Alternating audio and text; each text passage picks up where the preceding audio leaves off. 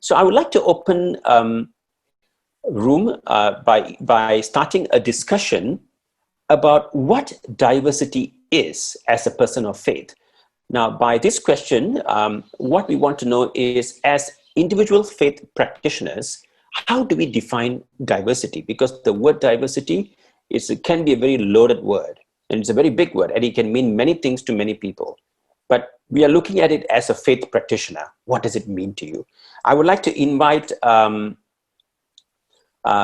Gwat and then Imran to share, and then I'll call out the next few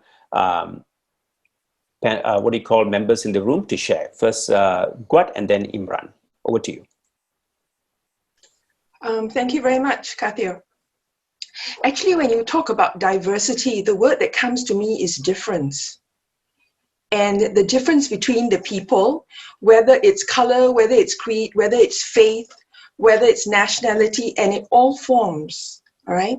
And within the diversity, there's also diversity within the religious community.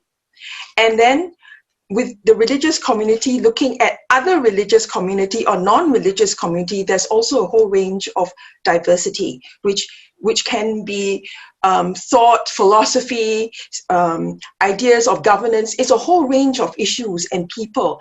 But I think when I look at diversity, it's about looking at differences, because sometimes we look at differences very tightly and we hold on to these differences. And being diverse, in a sense, for me, is actually to be open to listen to people who are different to me, because I can learn a lot from them. I may not agree with their points, but I do appreciate the way that they profess what they believe in or how they want to live their lives. And in the same way that I would appreciate people who allow me to express how I want to live my life and how I want to follow my faith. So that's it for me. Thank you, Gwat. Thanks for sharing that. Over to Imran. Yeah, I totally agree with what Gwat had said. To me, if you look around you, whether it's in the nature or even among human beings, all of us are unique in that sense. So diversity is something that is natural, something that is inherent in everything. No two human being, even if they profess the same religion, totally similar, right? I mean, we all have different thumbprints, and you look at the kind of diversity that we see in the flora and fauna, that's so amazing. Now, the problem then becomes about managing this kind of diversities.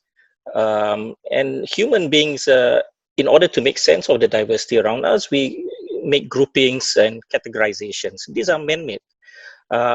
Therefore, to me, what matters is how we deal with this diversity around us, which is natural. Whether it's for the flourishing of the world and its inhabitants or for domination and superiority. So it calls for us to always keep in check our tendency to exclude.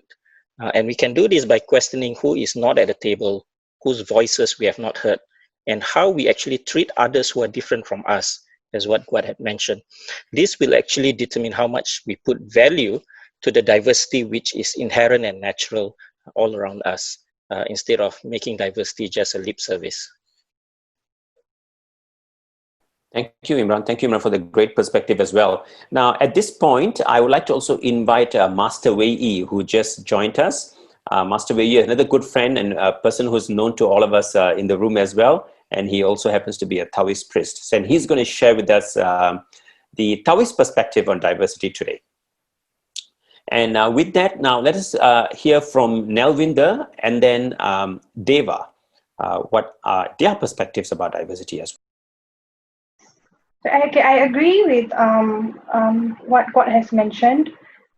I did not know what diversity is until this session came out.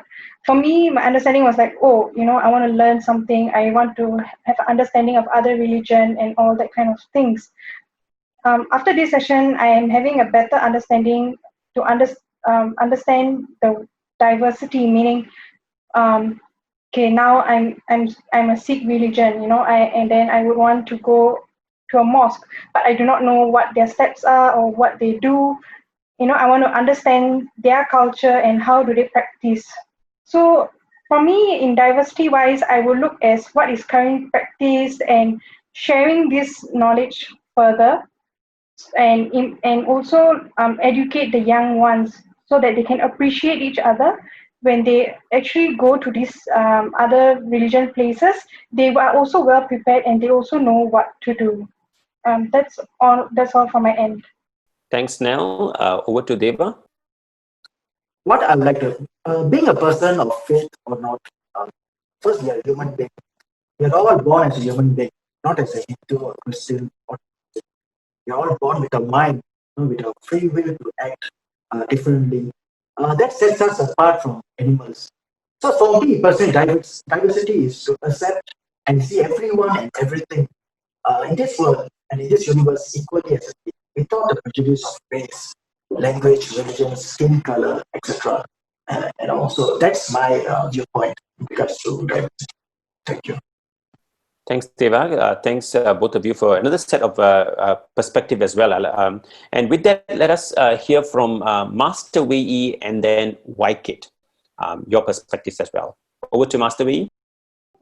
Yeah, okay. Yes. For us, for Taoists, we have different concepts of like 5 elements, the difference between the 5 elements, and how all these, although they are different, how they can complement and support one another.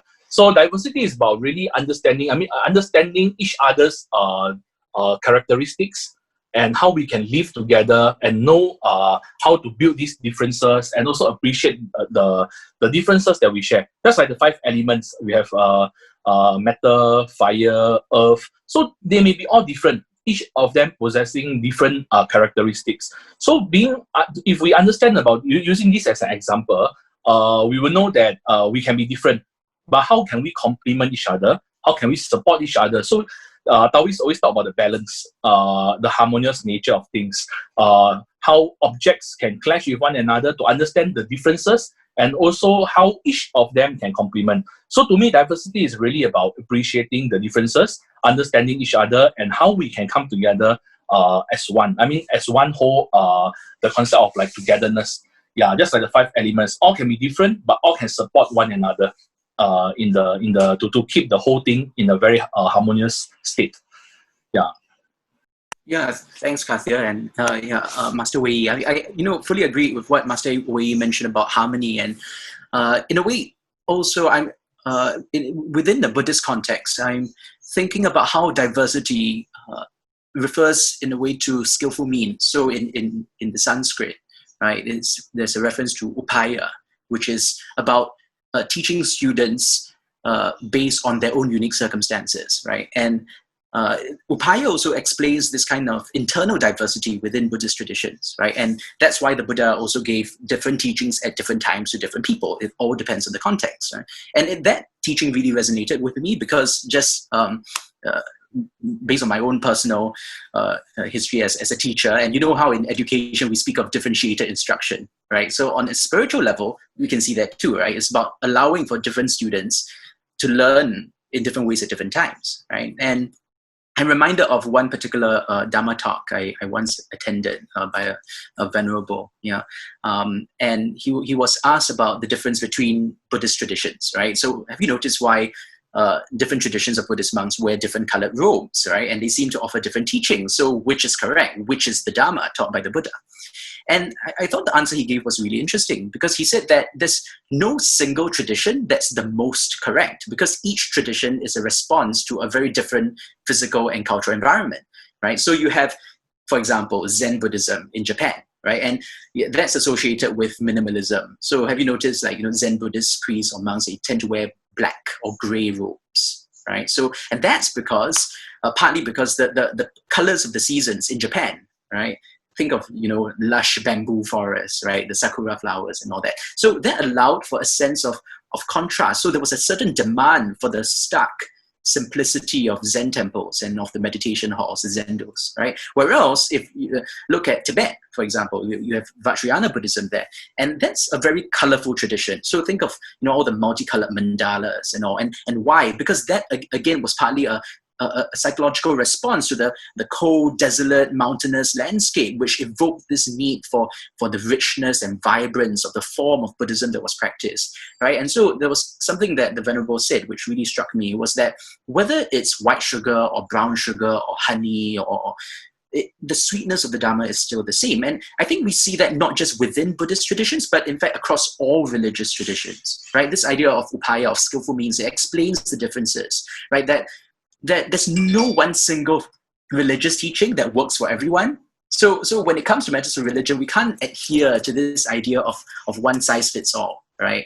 I mean, it's like in school as well. We see such differences in learning needs across all these cultures and environments, right? And what's inspiring to one person can leave another person really cold. Like, say, a belief in God works for monotheists, but in Buddhism, we don't use the language of theism, right? So, or some people are born to be monastics, right? But some would be like, whoa, that lifestyle's not for me, for instance. So diversity, in short, is about recognizing difference, but more importantly, celebrating that, right? Is the idea that spiritual teachings should be presented in a manner that's appropriate for the students, and we need to recognize and honor that. Yeah, I really like what Master Wei had mentioned about this, the need for harmony. And also Waikid has raised quite a very important point about the differences that emerge because of context, and maybe even the evolution of religion and how it manifests in different time and places. Now, I think this is where really emphasizing on the premium that we put on our acceptance of diversity matters, because otherwise people will see that there is a natural tension between harmony and also with change and difference. We do realize that we value very much the idea of harmony, where societies will not devolve into conflicts and tensions and things like that. But often also it's seen as maintaining the status quo, right? Whatever balance that has been achieved in society, that is to be maintained, and that is preserving harmony and peace.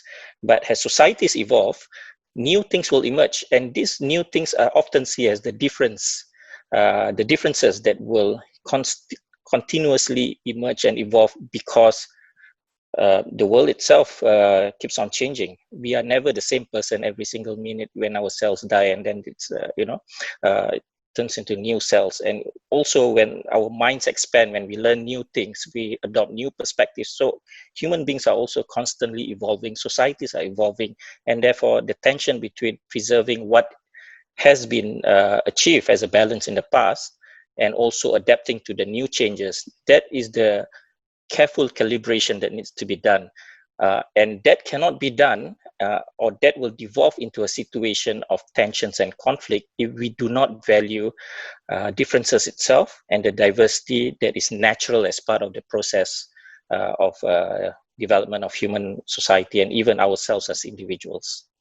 Thank you, Imran, for jumping in and sharing your perspectives as well. And thanks, Waikid, for your presentation on your take on diversity. There are a couple of things that I noticed that as a trend in the conversation that's happening in the room. Now, we certainly see that the point about, God's point about how diversity is rooted in the freedom that we all enjoy as human beings. Now, we value freedom, and diversity is perhaps, it springs from that source. And Imran's point about nature, in fact, diversity is natural. It is not something that is artificial to our existence.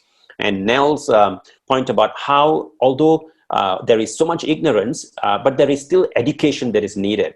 The whole thing about advancing knowledge, and also the elements about what we shared, Master we shared about how elements being in balance, being in harmony, and there was point about fundamentally being human beings. I think these are great ways to look at diversity. And lastly, Waikid's sharing about different responses that are actually there as the result of different needs in different time, perhaps different place for different reasons. We see all of that.